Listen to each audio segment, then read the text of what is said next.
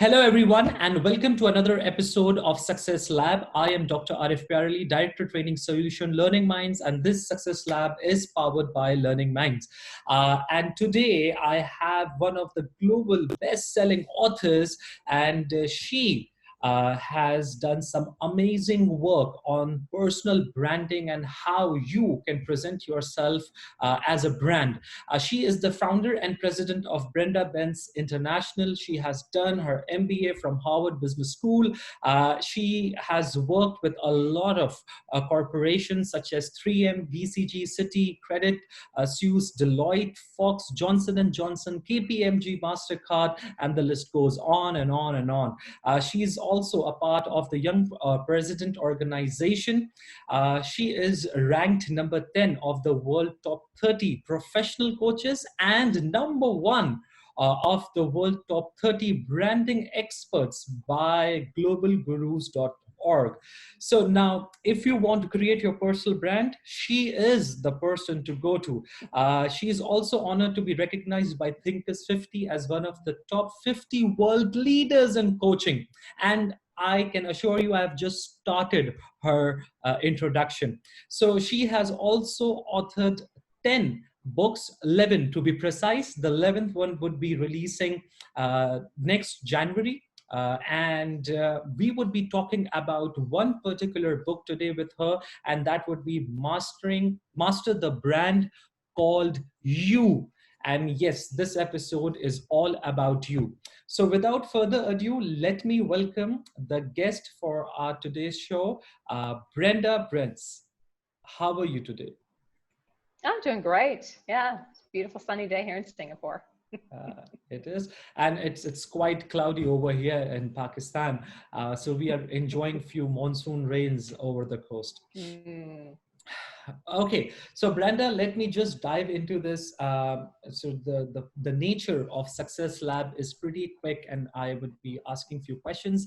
My first question to you is, while keeping in mind your book, Master the Brand Called You, if an individual wants to like how your book can help any individual in this new normal as creating their own brand. Mm. Well, I have to tell you, Arif, I think there's never been a more important time to build a personal brand than right now. Why do I say that? First of all, we're all online. We're all doing this now, right? So our ability to, we're all online all the time. So our ability to build a brand is become more important. How are we going to be unique and distinctive and still be authentic in who we stand for and what we want to stand for? So getting really clear about that in this new norm is really clear. And secondly, why? Well, because frankly, the barriers have all just broken down. We're all, right? All the boundaries have broken down. The world has suddenly become wide open. We are looking at wide openness. So what do you want to do with this new, it's almost like we have a new clean slate on which to create a new brand. And there's never been a better time to do it. And how exciting is that? So take advantage of this, I call it the global pause, right? We're all kind of having this global pause. Let's use this to create a new brand. Are there things about this new world that you want to embrace that you weren't embracing before? You know, I'm not saying throw away your old brand completely, but gosh, are there things in the old you that you didn't really like, you didn't really want? Now is the time to let that go. Now is the time to move into the new space and create what you want to stand for. Okay, so Brenda, while we are talking about branding and while we are talking about professionals and starting from a clean slate, can you share any three strategies or tools if for someone who is an individual getting into the corporate industry, someone who is working in a corporation, or as an entrepreneur, if I have to start my own brand, share some strategies for that I can have a jump start towards my career? Sure. Look, it all comes down to, I like to keep things simple. So it all comes down to three key steps. First step is you must define what you want your brand to stand for. We know your brand is the way you want to be perceived, how you want people to think about you, how you want people to feel about you. All three of those are key.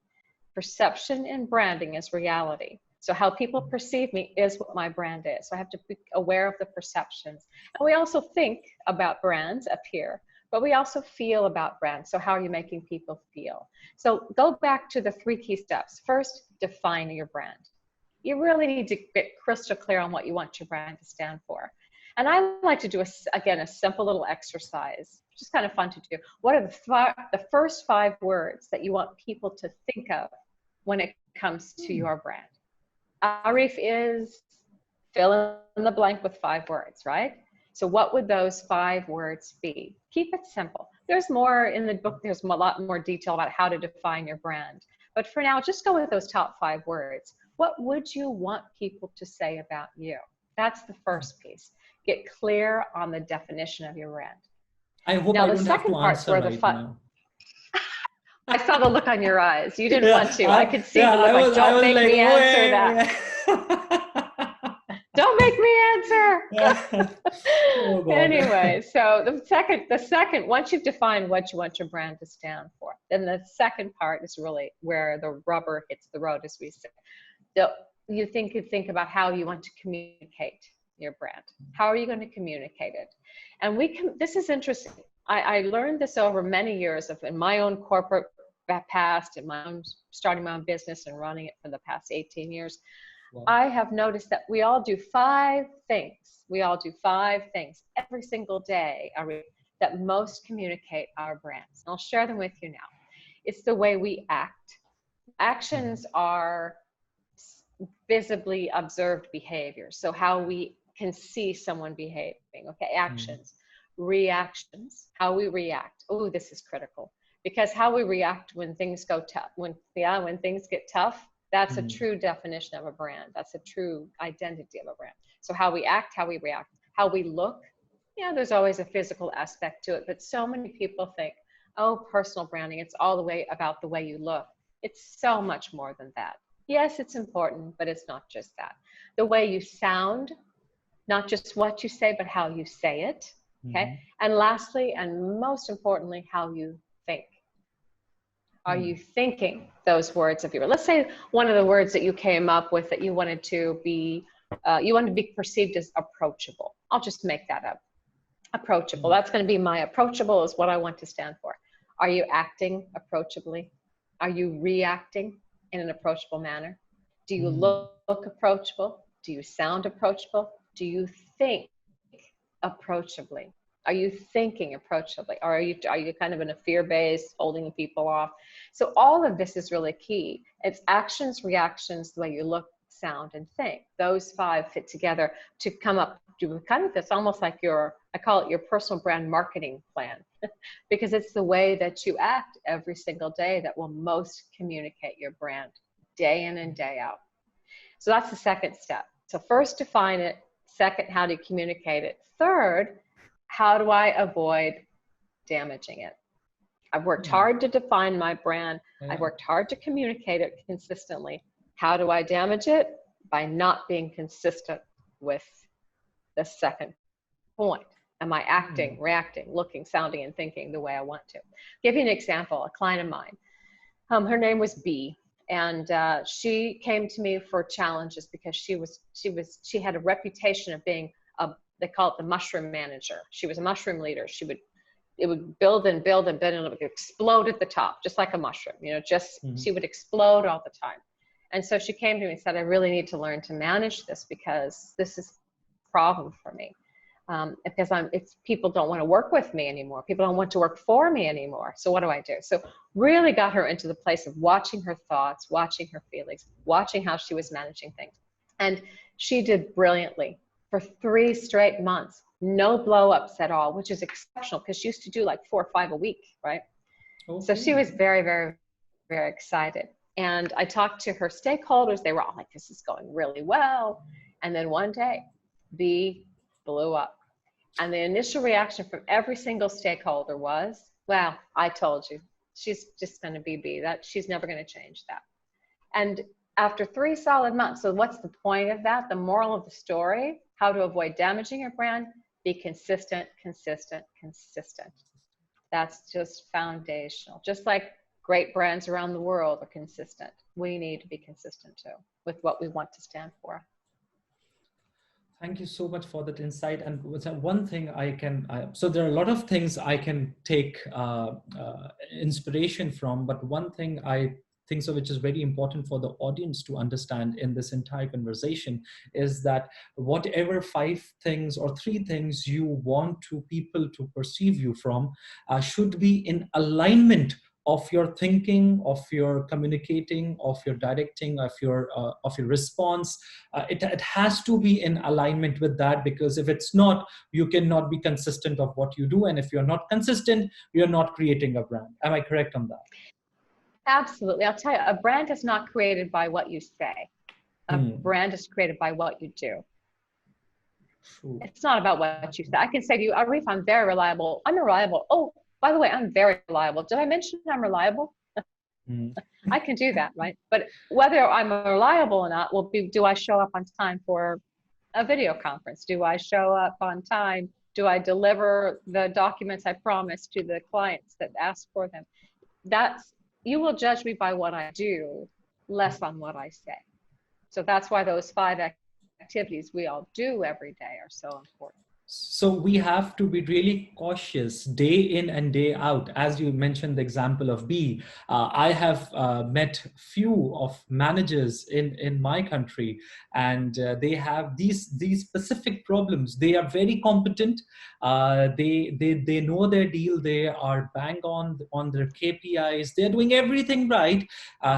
Then too, the team are not following them, as I say, willingly, right? So it's because of the fear that person is a manager or something on those lines. So the brand they have communicated to the team is not of someone who cares, rather than someone they should fear. That's wonderful. And I hear what you're saying.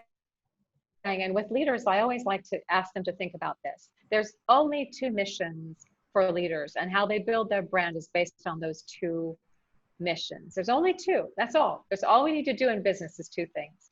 Focus on the business and focus on people. It's that simple. And often what you're describing is what I see too. If I ask on a scale of 1 to 10, a bar chart, right? Scale of 1 to graph. If I scale of 1 to 10, oh, my business scores are way up here. I'm really good at business. Where are your people scores? Down here, right? And so what happens is great leaders that want to build strong brands, they need to do this. And it all comes down to raising the people scores. We can all do business. I mean, honestly, we can all do business. Building a business, you build a business, right? You got the nuts and the bolts. You go to Harvard Business School. You learn how to build a business, right? But it's about the people. It's about the people, because the people are, the higher up you get, the more it's about the people delivering the business. And it's not about you. And the higher up we get, it's less about you. So that's another part of the brand to keep in mind. True. And perhaps one of the biggest challenges these managers face. So right now, like being very focused on the managers, because this one of the leaders or the business leader face is they have worked to build up a business in a certain way. They were individuals who were right there doing their KPIs, and they built up a brand or a business of some sorts, and then they were promoted to managers. Or to C-suite level, and now they have to work with people, or they have to look after people, and that is a particular skill set they were never made to do. They never learned that. That's exactly right. And often we learn leadership from leaders that we've had. So often, if I'd love to take clients back to their history, and I say, tell me about the first leader you had in business, and I guarantee you, I see elements of them in that leader, because it's just like, when you're, I don't know if you have children, but if you're a parent, we promise ourselves we're never going to parent the way our parents did. I'm just going to be a different parent. But of course we become the same, because we don't know any other models, right? We model that. It's the same with leadership. It's the same. So we often mimic our leaders, and we don't even realize we're doing it. So if you had a leader that did this and didn't spend a lot of time on people, then you've got to learn new skills to be able to bring you to an even level of business business and people. And that's how you drive a strong brand as a leader. Thank you, Brenda, for sharing that.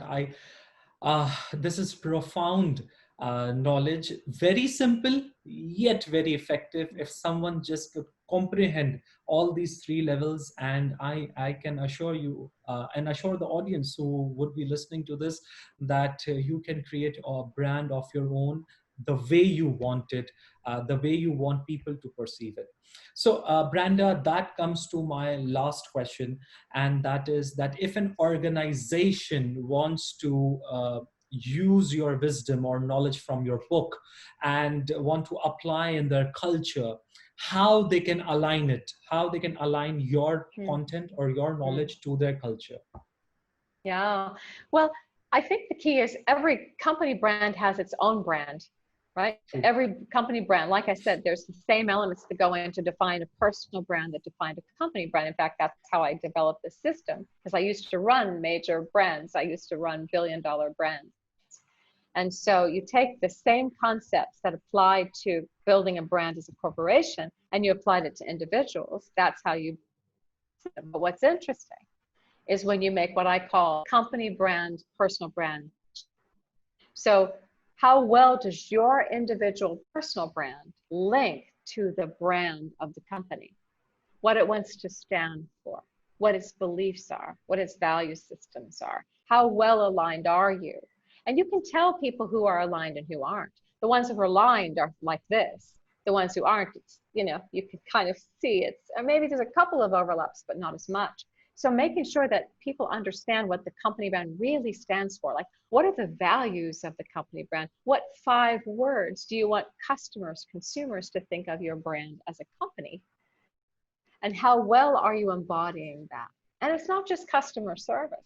This is the foundations of what both brands are, the brand of company and the brand of the individual leaders and people in the organization. How well are they fitting?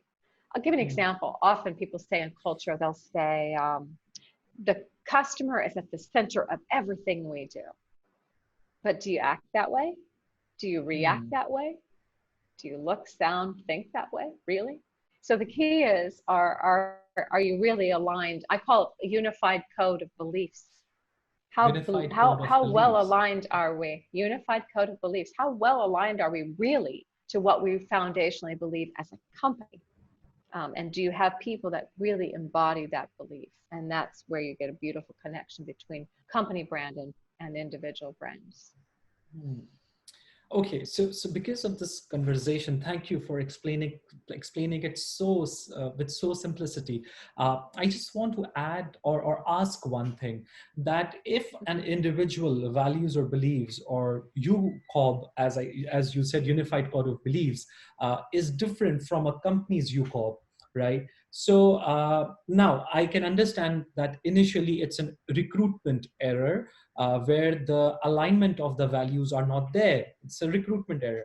But per se, assume that the person is already in the company from so many years. Is there any strategy to align them to the company values? Is there any space, any room? Well, I know of one company that I worked for example, it was a very, very large company, a large partnership, and they decided that they would actually create a unified code of beliefs and that they would talk about them. So they got everybody involved in talking about, what do we really believe? Not just what do we believe, what do we need to believe in order really honestly, authentically believe in order for us to have a really powerful and successful company and culture. And they came up with 10 beliefs. And it was quite interesting to see what the beliefs were. One of them, for example, I believe that you can have fun and be successful at the same time, things like that. So I believe that people and clients are at the core of everything we do. These types of strong beliefs. And actually what they did, which is very interesting, they actually had each partner sign that charter. Sign that charter and saying, I am firmly committing to this. And anytime new partners came in to the organization, they would sign it as well. And those partners were responsible for trickling that down into the organization by role modeling it, by demonstrating it, by making sure that they were embodying what those beliefs stood for. So that's one way to do it. Now, if you have someone who really doesn't believe in it, honestly, if it's permeate throughout the organization and they really don't believe it, most probably they're going to feel pretty uncomfortable. And if they're feeling uncomfortable, the chances of them doing a good job may not work. It may not be a good fit. And so it's being really clear about what this stands for. By the way, it doesn't mean we can't have diversity of thought. That's very important. But these are the core beliefs, are there Yeah. foundational core beliefs that are just not a fit. They might be healthier somewhere else. Yeah, having a unique idea or coming from a unique background, that's completely different. But the belief part, they have to align for the trickle down effect throughout the organization. I Yeah, I completely mean, think agree of with that. Apple or Google. Innovation is going to be foundational to their beliefs. So if everyone who joins Google wants to be a traditional, no, we have to follow routines, we have to be, it's just not going to work, right? You'd have a complete disconnect. So that's what I'm being really clear about. What do we stand for? What do we stand for? Yeah. Perfect, perfect.